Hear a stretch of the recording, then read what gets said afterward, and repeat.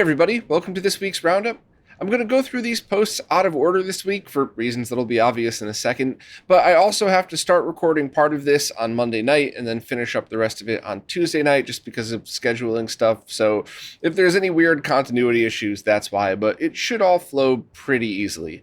Also, I saved the longest one for last, but please stay with me for like the first 30 seconds of that so I could help clear up a ton of confusion that seems to be going on. And then I'll warn you when you could drop off and it's just my turn to word vomit. But anyway, let's jump in and see what we got. First up is something really fun that I want to share with everybody. And if you own a candy cab or any kind of sit-down arcade cab, please sit through this because it might be a lot more relevant than you would think at first. And if you're a fellow retro nerd, you might just think it's neat too. So try and stick with me here. But basically, this is a project that's completely open source and free for anybody to make or sell or whatever that allows you to replace the coin slot in a candy cab with a button combo that allows you to access the test menu or Mr. OSD, coin 1 and coin 2.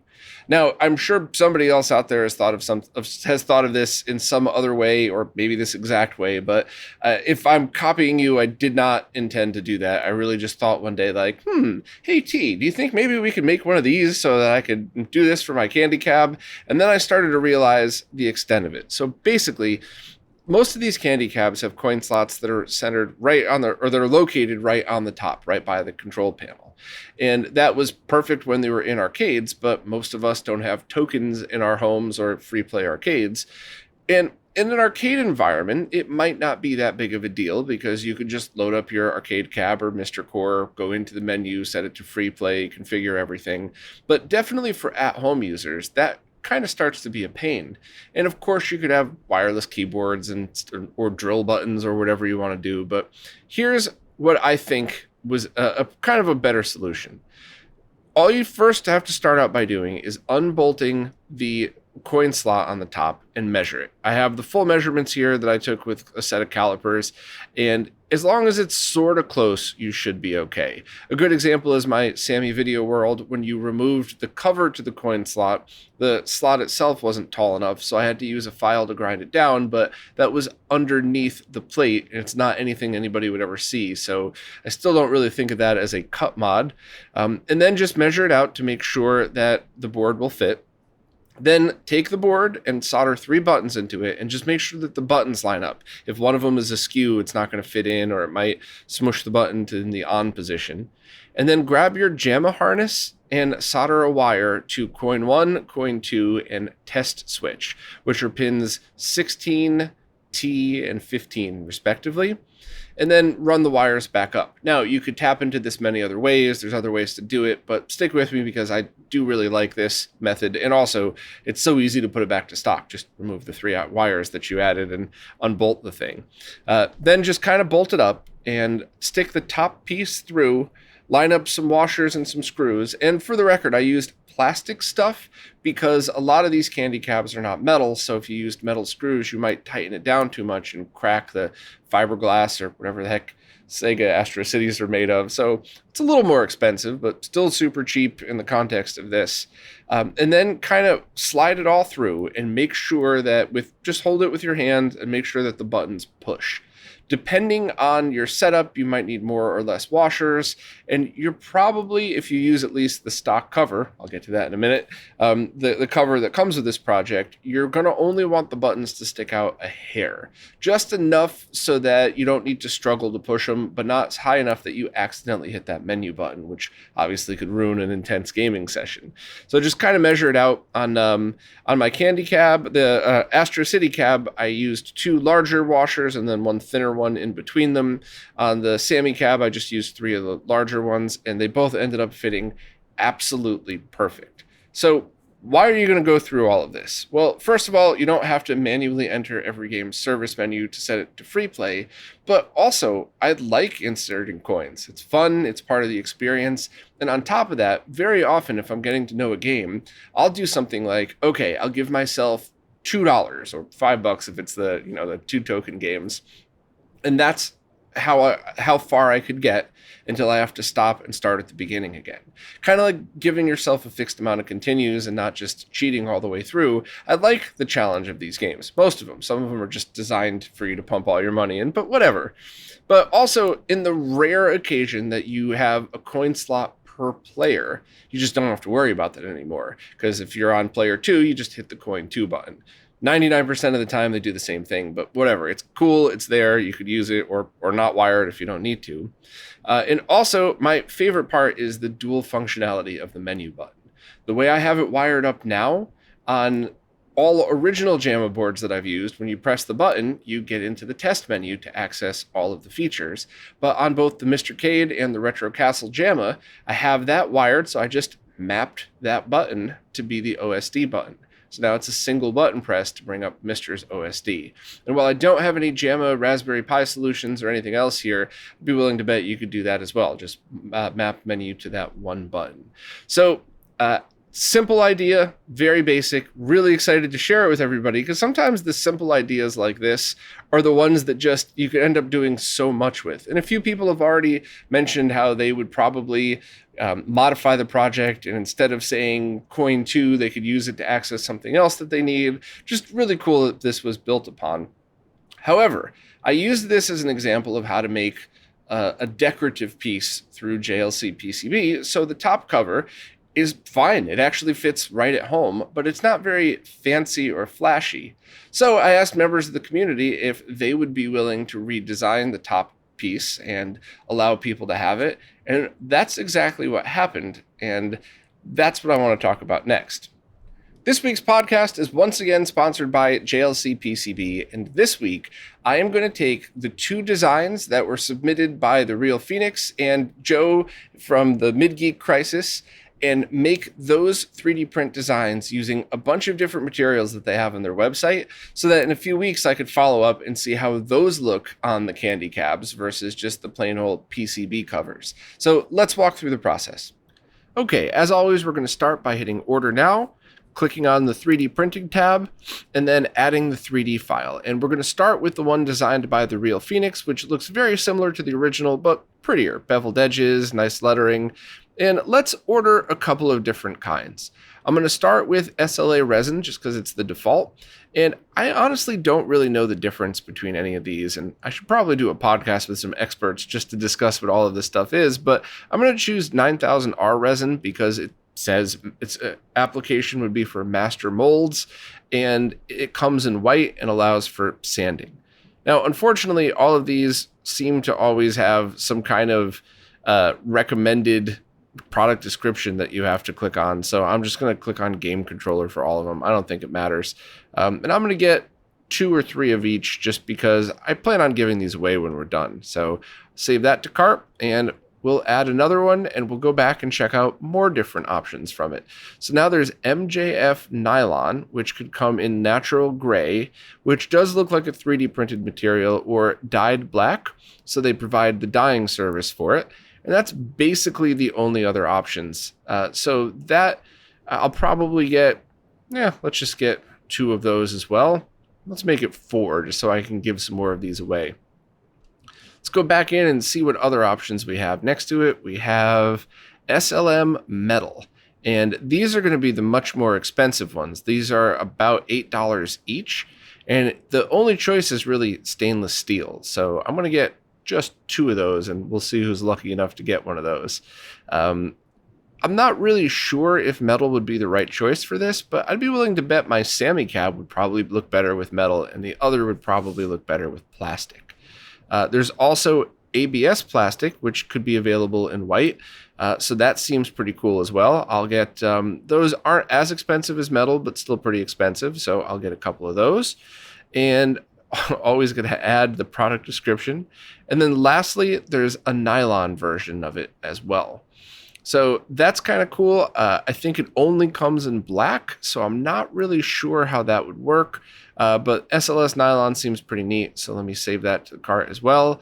And then I'm going to move over and try the same exact thing, but with Joe from the Mid Geek Crisis one.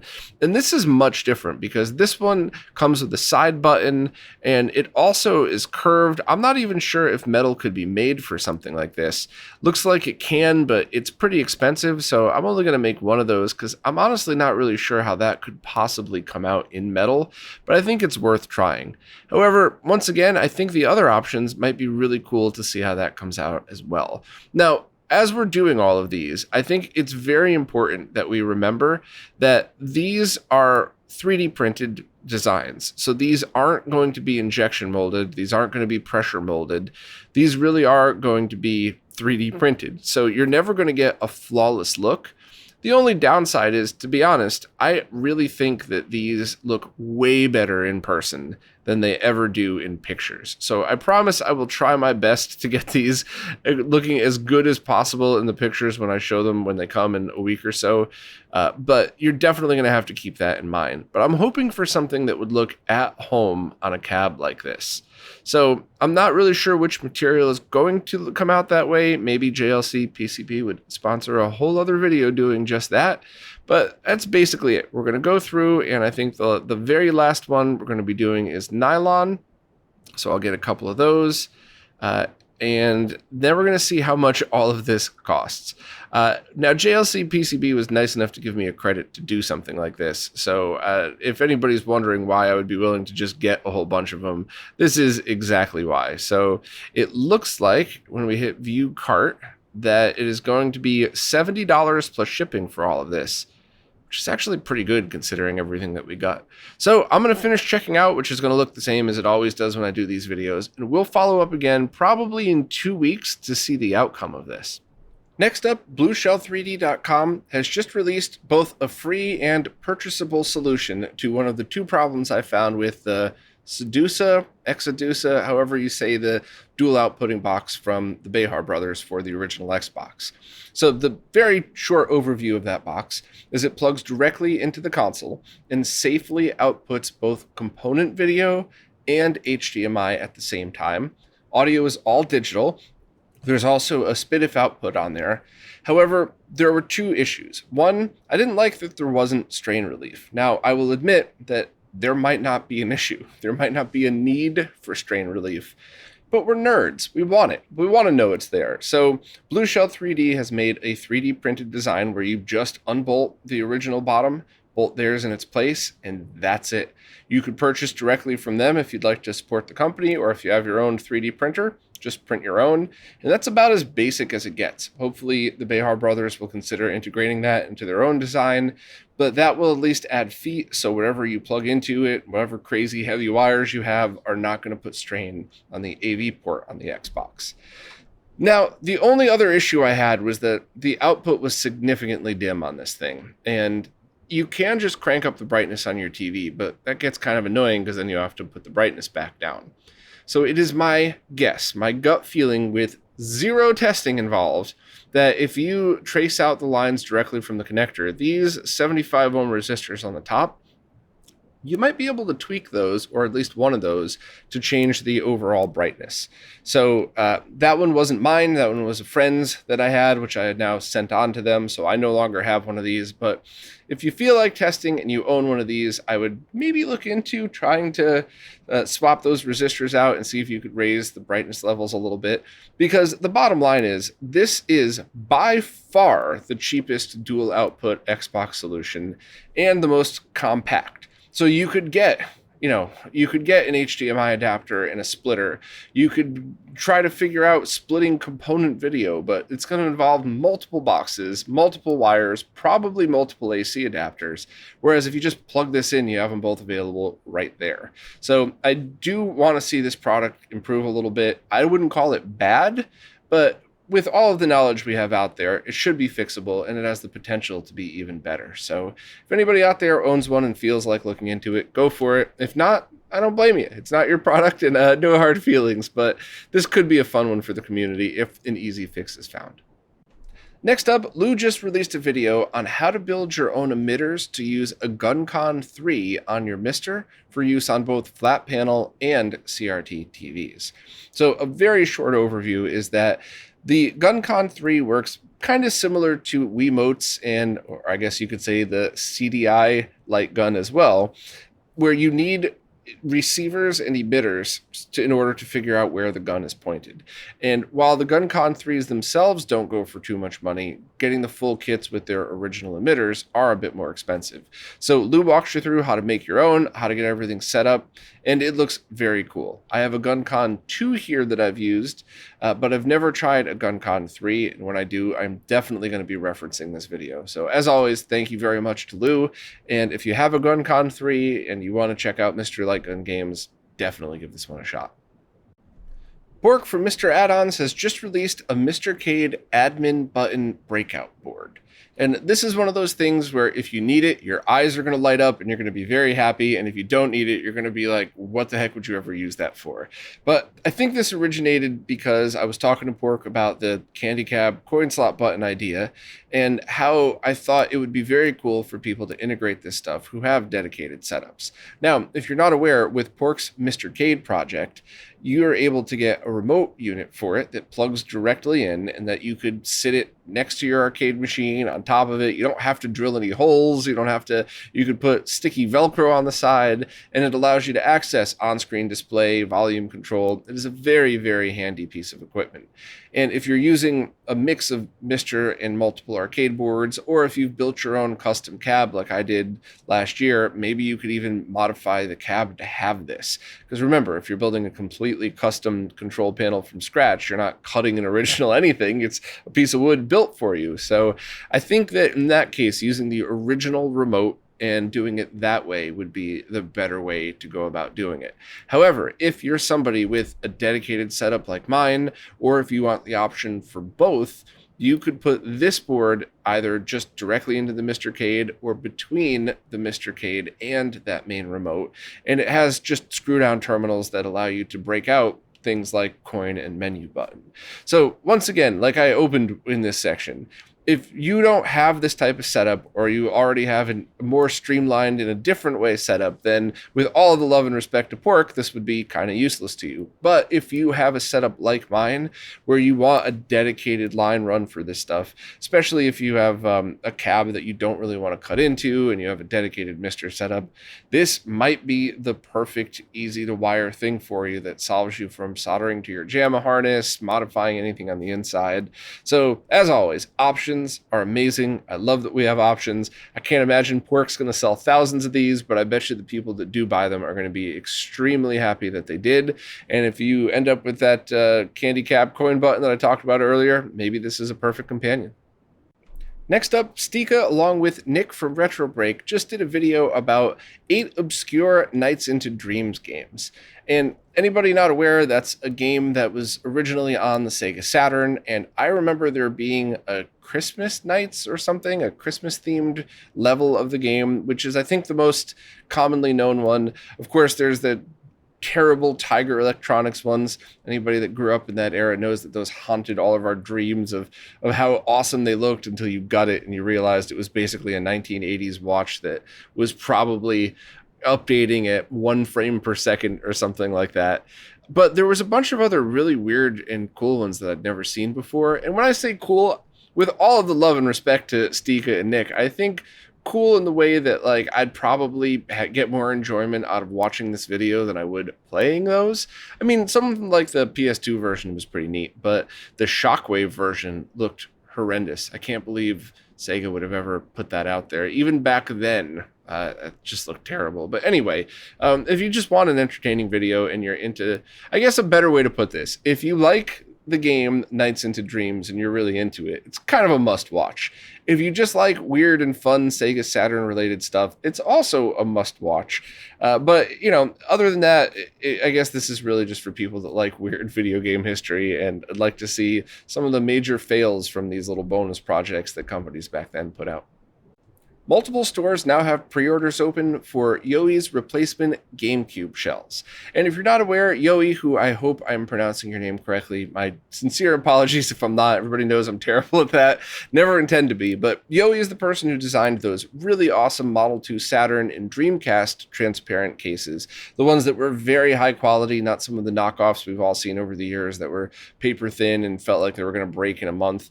Yoi's work was always excellent, and now they've moved on to making shells for the GameCube. There's a bunch of different colors available, including some that are going to be one run only, so if you were really looking for that, you would have to buy it now. The pre-order price is about $100 plus shipping, but they're going to go up after December 4th. So I guess they're just trying to incentivize people to buy now so they'll get enough money to be able to afford the final molds and tooling and all of that stuff, which is the most expensive part of making a really high quality shell like this. There's a couple of solid colors, there's a couple of transparent colors. The only other things to note are that this is really meant for the DOL1 or DOL001 GameCubes, the ones with the digital port. This will absolutely fit the DOL101s, the one without the digital port. You would just have to reuse the back from that model. If yours is broken, I know Blue Shell 3D was teasing pictures of their GameCube 3D print model, so maybe they will offer just a 3D printed rear cover for that, which should be able to take care of that for you. But either way, you should be able to make it work. And one of the beautiful things about having replacement cases is, I don't know about you, but I am far less hesitant to cut them because I feel like that's part of what these are designed for. You could have something that you could modify to something crazy and, fill it with connectors and do something silly, but you're not ruining an original piece of history. You're enhancing something you bought for the purpose of having a replacement shell. Hopefully that came out right. I meant all of that as positively as possible. And that said, these also are direct replacement for the originals. So if you're one of the respectfully not too many people who want to use full-size DVD-Rs, you would have to cut this shell as well. But once again, I think that's the perfect excuse. If that's how you want to work it, then maybe you could just buy one of these, cut the top, and maybe somebody would be willing to make a 3D printed bracket or something to help brace it if needed. I've never done that before, so I'm not sure if it's needed at all. But to be honest, taking just a few moments to install a very cheap mod chip and run your homebrew off of an SD card is probably way less effort anyway. Last few things to note. There will be a place on the top of the lid to put the original GameCube emblem, and no Nintendo branding will be included for all the obvious reasons, but I'd be willing to bet if you looked around, there'll probably be a few people on Etsy-style stores that would be able to make those and fly under the radar enough, so if your top cover is broken, there still should be some pretty awesome options out there. To clarify the timeline, there's a 2-month pre-order, then a 2-month tooling period, a month for sample testing, and then a month to ship out. So the estimated ship date is end of May 2023. So I feel like just saying expect them to you in Q2 of 2023 is probably a fair way for everybody to put it. If you're looking for the exact colors, definitely check out the posts or just go directly to the websites. I don't want to waste everybody's time just listing colors here because you probably want to see the pictures of them for yourself because the renders make it look really cool. So as always, thank you to everybody who takes the time to make these replacement shells because I do think more people appreciate them than are vocal about it, which is not a dig. I'm just saying sometimes you go through the trouble to make this stuff and you're like, was that even worth it? And it's very easy to forget that most of your customers are at home loving this and just don't feel the need to post all over social media about it, which I completely understand myself. So if you're into it, definitely buy it now so you get the early bird pre-orders. But most of these should still be available later if you're saving up for the holidays and you can't spend the money right now. Now it's time for this week's Mr. Updates, care of Lou from Lou's Retro Source. As usual, I'm going to skim through these, and if you want any details, please check out Lou's video. First up, a new core for the Namco's arcade game Bosconian was just released. Just run your Mr. Updater in order to get it now.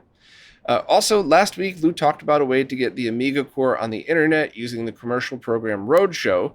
That was commercial software, so if you want free alternatives, Lou was notified of those as well and listed those in the post. A pre-release of the PCXT core that has new Tandy 1000 graphics modes and IDE support is available for download from the Mr. FPGA forums. I'm excited to try that out because my buddy Justin, aka Goodwill Hunter, still has my childhood, technically my dad's childhood, from my childhood Tandy 1000. But over the years, I think it ended up with a memory error. So we were going to go through and do a live stream trying to fix it. And it's one of those things that's nostalgia right there. You know, just booting up something you saw when you were a kid. And I definitely would appreciate that. Also, a Congo Bongo arcade core is now available from the main project's GitHub. The insert coin script developed by Funky Cochise is another script that downloads cores that other scripts might not, like builds of cores that might have not reached main yet. Just with respect to everybody who works on these things, if you're a tinkerer, especially if you have multiple MiSTers, try all of this stuff out. But there have been a few times in the past where you load up something like this and it ends up breaking your full MiSTer setup. But if it's your testbed, who cares? But if it's your main MiSTer and you haven't backed up your config files, that might be a pain. So zero disrespect meant to Funky Cochise. It's probably perfect, but I wouldn't be doing my job if I didn't give you the proper warnings for this stuff. Next, Reiki's Psychic 5 core will officially come to the MiSTer after snack support is added. If you don't want to wait for it to be added to the uploaders, you could just download it from their GitHub page. The Japanese version of Cosmic Cop called Armed Police Unit Gallop has just been dumped by Cold 666 and will be coming to MiSTer. The Saturn core has a bunch of updates, fixes to the VDPs and CPU. Really should swing back around to testing that at some point. There's a few new systems in the console menu. So the following systems will now have their own menu listing under the consoles menu next time you update your MiSTer. So Atari 2600, Game Boy Color, Mega Duck, Wonder Swan Color, SG 1000, and Game Gear. And I agree with that because I do think that that's probably a cool thing to have separated. Because if you're not a retro nerd, how would you really know that Game Gear and SMS are the same? So I'm on board for that. The beta for the Alpha Denshi core is now available, so you should be able to get that. Hotego had issues with the New Zealand story core, so that was put on hold temporarily until the Outrun cores got a little bit more tweaked. But he still released Turbo Outrun just for fun. And I have a very embarrassing but true story. I updated this on Friday, looked at the Outrun, couldn't find Turbo, and just figured, all right, I don't have time to deal with it. I'll swing back around. And over the weekend, I was shooting a video that I hope to have out this weekend. And I just thought, hey, let me jump on Hotego's Discord and see. And a couple of people said, oh, no, it's definitely there. Just run update all. And I said, all right, I'll do it after I'm done shooting. And then somebody else was kind enough and patient enough to chime in and say, hey, by the way, it's listed under Turbo Outrun, not like Outrun Turbo. So yeah, I'm a moron. What a shock. Turbo Outrun listed under T. What a bonehead move. Anyway, more updates and features were added to the PlayStation core. All the things that we've been talking about Robert doing over the past few weeks are now updated, including that 480i to 480p hack and the four-player analog multi-tap, which was implemented by Markin. There was also a couple of other updates to the Xerion and Tropical Angel core. So, as always, thanks to all of the devs, and especially, at least for these videos, especially thanks to Lou for keeping up with all of this, because I absolutely couldn't, and it's very awesome to be able to get all of these updates in one place every week. So please subscribe to Lou, and sorry to the people I wasted your time in the Hotego's Discord, because I couldn't figure out Turbo is under T. Pre-orders are now open for an official reproduction of the game Gley Lancer, which is a shooter game for the Mega Drive that was released in Japan, and now it's getting an official worldwide release via Castlemania Games and RetroBit, which is a good thing because RetroBit's past couple years of cartridge official repros have been very high quality. The price is $55 plus shipping, and pre-orders are open till about December 27th. So I would absolutely check out this post, check out the links on that bring you right to the sale page, and see if this is something that you'd like to buy. But if you're a collector that likes shooting games on the Genesis, I think this is a side-scrolling shooter. I think this is definitely a must-buy because the originals are far more expensive. If you're a casual gamer that maybe wants to try this out, you could obviously hunt down the ROM in a bunch of different ways to try it first to see if it's something you want to buy. And there are editions available for sale on different platforms via emulation, like Switch and stuff. But I left an eBay link here as well so you could see the originals are going for a lot of money, and some very questionable looking repros are also floating around that are pretty expensive. So basically, it's my opinion that if you wanted to own a physical version of this game, this is probably the one to buy. So check out the post and links for all information on it, and looks like a pretty cool one for Genesis fans. Pre-orders for another official repro have just been opened, and I have slightly different feelings about this one. The game is Battletoads Double Dragon for the Super Nintendo. We talked about the NES one a couple months ago, and the price is $55 plus shipping, and it's due in the spring. Same as the last one, pre-orders are open for now until December 27th, and it's a pretty cool looking cartridge that's green with nice artwork, and basically, if you want this, you're going to have to decide, do you want a complete in-box copy of the game, or are you a collector that wants a bunch of different versions of the game, or are you somebody that just wants to buy a cartridge and play the original game? Of course, there's all the ROM hoarders out there that would rather just do that, which is fine. I don't judge that. But if you're somebody who wants to use cartridges, which many of us do, I do in quite a few scenarios, not all, you have to kind of decide, do you want to get an original that's cheaper on eBay for cartridge only, or do you want to get a brand new one that's complete in box for a little bit more than the used ones are going for?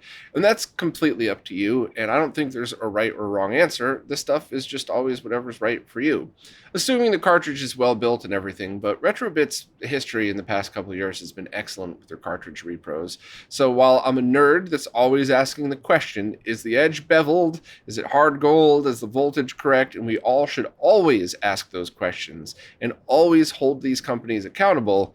At this point, RetroBit's done a really good job. So it's not even, it's only worth talking about if it's not those things. Glance at it. If it looks beveled, you're cool, whatever. Don't even worry about it. I do understand why they did this, though, and this is a guess. I am only guessing. I'm not affiliated with RetroBit at all for a lot of reasons, but my guess is that they probably negotiated the rights for Battletoads Double Dragon for NES, which was awesome because it's a game that people wanted. It was a very expensive game on eBay to buy, and that was a really good thing that they did that. But they already negotiated the rights to the game, so this might have been one of those things where they just included the SNES version as well and decided to make a run. So, I always call it like I hear it and like I see it, and I've been very harsh at RetroBit a couple of times, but I'm going to defend them this time because it makes sense to me. They didn't set out to go, oh, I'm going to try to take people's money and make them think that, these are expensive. I don't get that impression in the slightest. I feel like they did a really good thing by making the NES repro and then said, hey, while we're here, we'll make the SNES one. If people don't like it, whatever. We already paid for the licensing. We might as well put them out there and see what happens. And that's exactly what I would do, and that's exactly what most people I know would do as well. So props to RetroBit. If you don't want this one, that's totally cool. Check out the one I just talked about. But if you're a collector that wants a really cool, at the very least, great looking box art and a great looking cartridge, then absolutely pick it up. It's a fair price of $55. This isn't some crazy expensive cash grab. It's very fairly priced. And as long as RetroBit's continuing to make their cartridges as high quality as they have been, I think it's awesome. I just wanted to be upfront and honest about all of that because I didn't want to mislead people into thinking this was a rare thing like the last one I just talked about. I just always like to be honest. I'd rather piss people off for honesty than for whatever else. Next up, pre-orders are now open for a vinyl version of the Bomberman Hero soundtrack, which was an N64 game. And this release is a brand new original hardware recording. It's not based on the 1998 CD release. I don't really know too much more about that. I don't know if that release was good, bad, indifferent, but it is something to note. You might want to look into it a little bit deeper if this is something that you're really into. And the release comes on a couple of different versions of the vinyl, so definitely check out Crystal's post to see which one that you would want if you're interested. But it looks kind of neat and colorful, so it looks like you have something that's visually cool as well as, obviously, the vinyl soundtrack if you're into it. Fixel has just opened up pre-orders on the HDMI kit for the 3DO console, and a kind of a surprise to go along with it, this kit will also work on certain revision Neo Geo consoles, both AES and MVS, which is a really awesome surprise. The kit's going to be $225, and it should ship in January of 2023, which is really soon, and kind of awesome to hear. And there are a few things to note about this, but I'll just start by saying I'm very excited for this. But let's just kind of run through the different things you'll want to know. Earlier 3DO console revisions with the Madam and Clio chip will work. This mod might eventually support the Anvil chip, but there's no firm date on that, so don't buy it with the Anvil chip in mind. And that's kind of been the past history with a lot of these 3DO mods, is the Anvil chip revisions kind of are completely different, so they haven't gotten ported over to that yet. Also, the Neo Geo revisions with Neo-B1, GRC, and GRZ chipsets would be compatible. And I'm pretty sure, please don't quote me on this, that includes the popular ones like the MV1C, MVS, as well as a bunch of the different AES revisions, including the notoriously noisy 3.6 revision. So that's kind of an easy fix to get the jail bars out of that, but if you're going to do a mod on it, and you have HDMI out from your consoles, then you might want to look into this instead. There are a few other features and some trade-offs. This can scale to 480p and up to 720p only at the moment, but with scalers being released that accept HDMI inputs, that's really not an issue at all anymore. So I think that's a good choice. Just getting the digital signal out is the important part, but it could also output 240p and 480i if you'd like to. So that's always something that I think is very important, which means if you output the original signal, then whatever scaler you have, if Mike Chi 10 years from now has the RetroTink 8K 240, then you could let that do all the work, but you're still getting the benefit of a pure digital signal out of it. Also, if you set it to 240p, that means you could use one of those very cheap HDMI to component video or HDMI to VGA, which with a very cheap dongle on the end, you could make that SCART. So now, by installing this digital mod, you could also technically get component video and RGB out of it if you wanted, or I guess even VGA if you set it to 480p and you're using a CRT monitor. The board has Wi-Fi built in, so that will probably be used for diagnostics, firmware updates, and something like that, but those features haven't been confirmed yet. Also, unlike other mods for the 3DO, this will output clean 240p without affecting the speed of game logic. Unfortunately, though, you lose analog video output with this. And I'm not smart enough to explain this, but I'm pretty sure it's something along the lines of the way this kit is generating the video, you don't have to worry about the 240p 480i switch, such as in the back of the Japanese models or with some of the mods that have been done. It'll generate the video in a way where it's properly presented, but that means it also would kind of mess up the rest of the chain. I think it's a good trade-off. I think if you were just using the basic composite video out of a 3DO, you wouldn't really benefit from something like this anyway. But if you were using S-Video or were looking for an RGB mod or something, this is probably the way to go. So I think that's a good thing. The Neo Geo version will support simultaneous analog and digital output, but once again, unless you specifically need composite video, I wouldn't. I would just use all digital and use a DAC to convert it to component or RGB. Just my opinion. Also, the mod is currently designed to output a signal over a micro HDMI connector, which has a trade-off. Yes, it's a little flimsier, and yes, you have to be more careful plugging the cables in than you would with a full-sized HDMI cable. However, that means this could now be a no-cut mod, because you could mount that in place of the RF jack or one of the other RCA connectors, which I think is absolutely awesome. I love no-cut mods, obviously. So this really is, like, if you want the best out of your 3DO, this is it. One other kind of weird thing is I did a video a year and a half ago about a Neo Geo HDMI mod, and I've had to sit on it because of the part shortage, because the boards that used to cost, $100 each would now have cost $500 each because of the part shortage and the FPGA that was used. So I'll have to redo that video and just release it, and I'll have to redo the me parts on it and just say, like, okay, you cannot get this board anymore, but if you could get it in the future, here's the features between this and Fixels, and decide for yourself which one you would or would not like. But to be honest, they're both great choices, and with all respect to everybody who designs all of these things, nowadays, my personal strong opinion is buy what's available. don't really wait and hope that a chip becomes more available in the future. So zero disrespect to Marcus and his awesome CPS DigiKit. I just, and I don't think Marcus would take offense to that. I'm just honest in that you got to get whatever's available now. And I'll clean up that Neo Geo video and release it soon, just so you have the info out there. But it's probably looking like this is going to be the one to buy anyway. So I don't know. I don't want to throw that video out because I've been sitting on it for so long. But hey, I recorded it in my old New York apartment, so that'll be a fun throwback for anybody who's been listening to these for a while. We'll see how that all goes. But anyway, awesome work from Fixel. I'm really interested in seeing this, and I think this is going to be a go-to mod for a lot of people.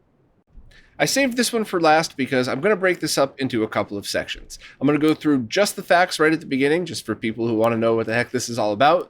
Then I'll go through the technical details for people who are actually interested or potentially interested in buying one. And then my thoughts at the end, just because it's my podcast and I feel like it. But I'll warn everybody between them so you could drop off, because I want to be respectful of everybody's time.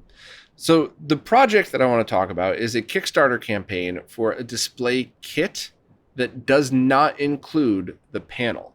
There's a bunch of very good reasons for this. I just want to be clear because I know the Kickstarter was kind of confusing. So it is $320 for a kit that includes the case itself, so the monitor chassis, a panel controller with electronics that include the remote control and cabling, 3-inch speakers, stereo speakers and cables for that, an external power supply, and the packaging. So this Kickstarter is basically for people that want a kit that will house a 17 or 19-inch panel that's made to look like a CRT.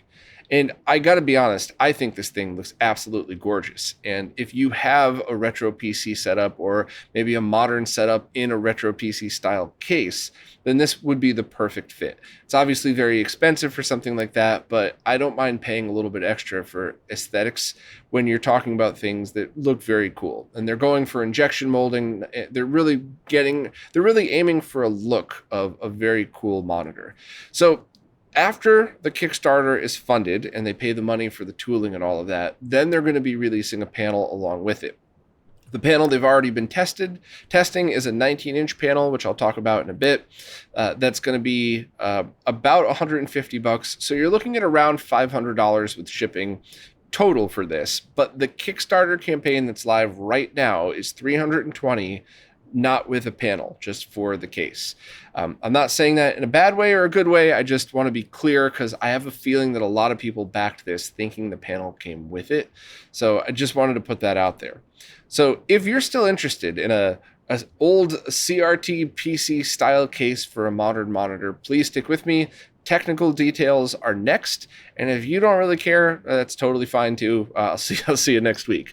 The technical details on this are kind of interesting. So the panel that this was designed around is a 19-inch 5x4 aspect ratio 1280 by 1024 panel with about a frame of lag. And none of that might matter. I'll start with aspect ratio because that problem has been solved. First and foremost, if you're sending something like a MiSTer to it, that can compensate itself for 4x3 images, and that's absolutely not a worry. However, the team said that their monitor firmware can also give a perfect 4x3 mode with some small black bars around it. Which means if you plug something in directly and you don't want it stretched to the wrong aspect ratio, you set it to that mode and you're done. So that's great. Now, why would they even pick a 5x4 panel when no CRT was made in 5x4? Panel availability. We are coming out of a global part shortage, and even though it's getting a little bit better, when these companies ramp up their production, they're going to ramp up their products that sell the most so that they could get the most money and make all of their biggest customers happiest. So the much smaller groups of people that were buying things like a 4x3 19-inch screen, they've kind of been left to the wayside on this. So panel availability is a problem. It's not Checkmate's fault, obviously. So they chose a panel that they knew that they could get, that they felt was good picture quality, and that you could purchase for $150 after this was made next year. So I totally get that. I think everybody might be in a similar situation right now. And the fact that they had their firmware compensate for aspect ratio is not an issue. The one frame of lag is always going to be relative. I got to start out by saying that I have always been somebody that said we all need to take lag more seriously. People dismiss it the same way people dismiss the fact that the earth is round. It drives me crazy. I've had people roll their eyes and scoff at me when I talk about lag as if it's not real. As if I'm talking about jumping off the ice wall or some shit. I don't know. But frame of lag can be important, or it might not mean anything at all. But here's some context, right?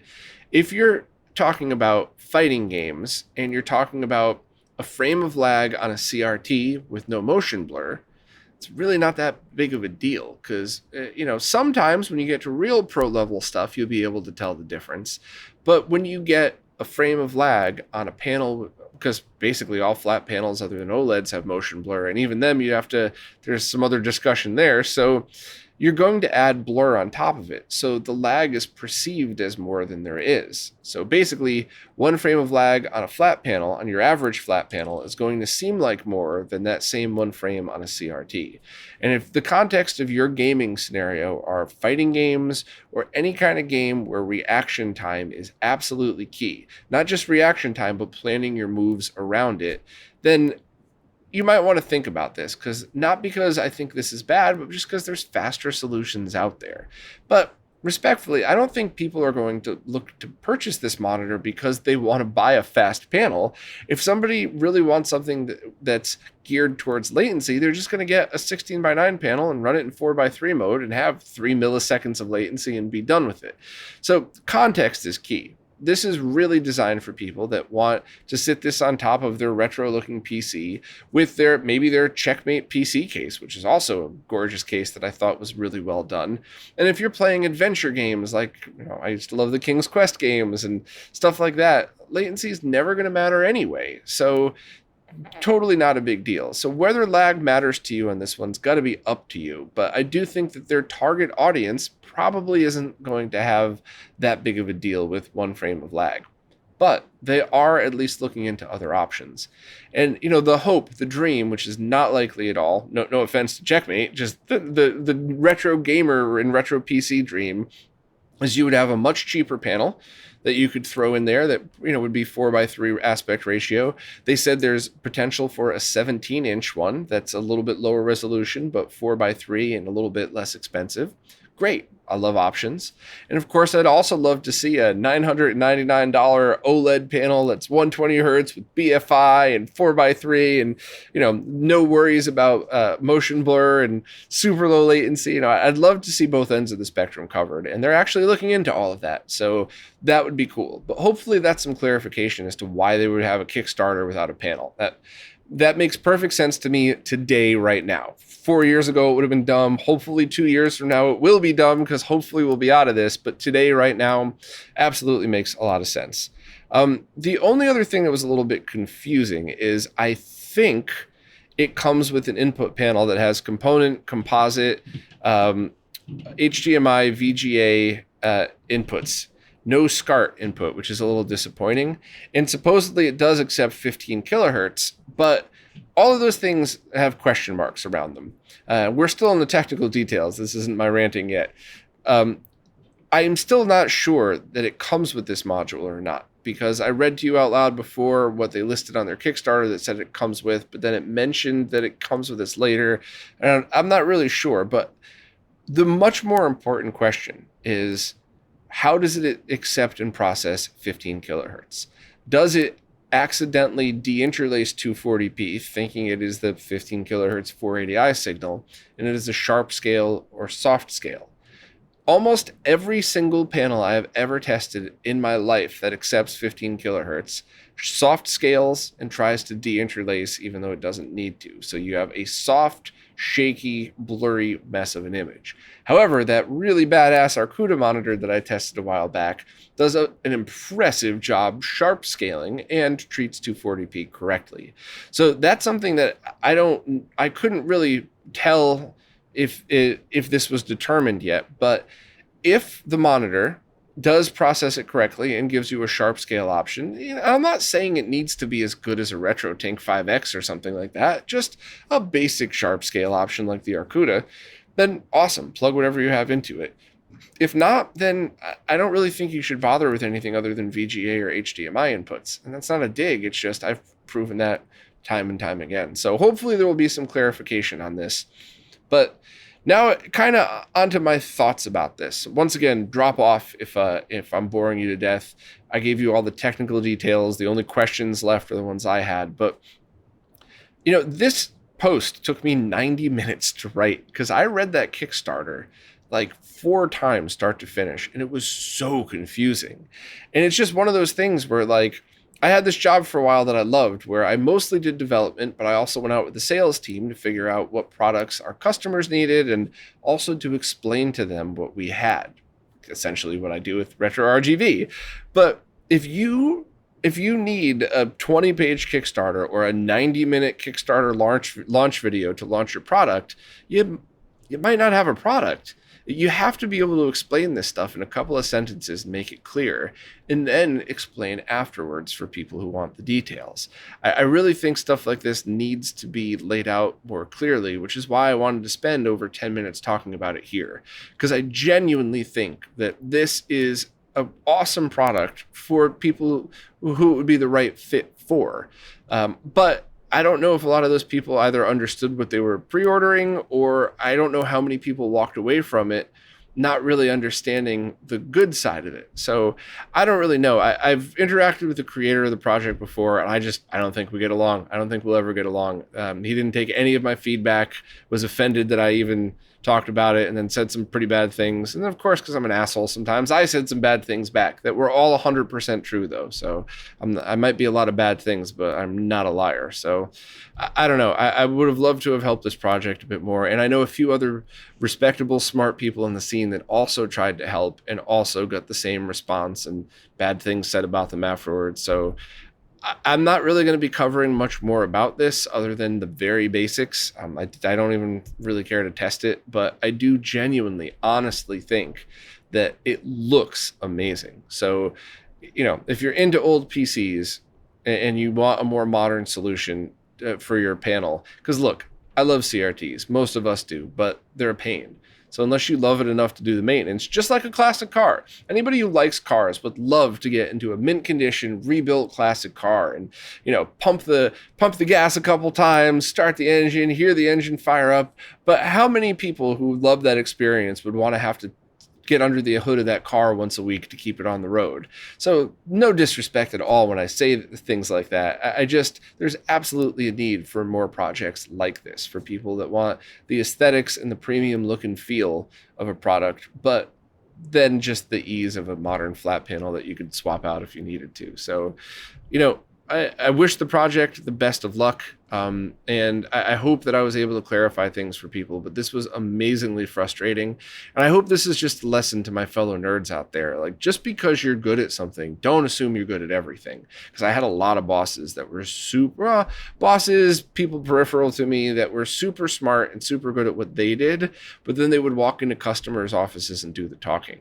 That was the one thing I was always really good at, is knowing when to shut my mouth. So, let that be a lesson to my fellow nerd. If you think that you're good at explaining stuff to people, ask some people who aren't nerds and see if you could extrapolate from that, whether you should be the one writing these Kickstarter campaigns or whether you should hire nerds like me to do it for you. So I don't know, but hopefully that all came out right, because I really do mostly have positive things to say about it.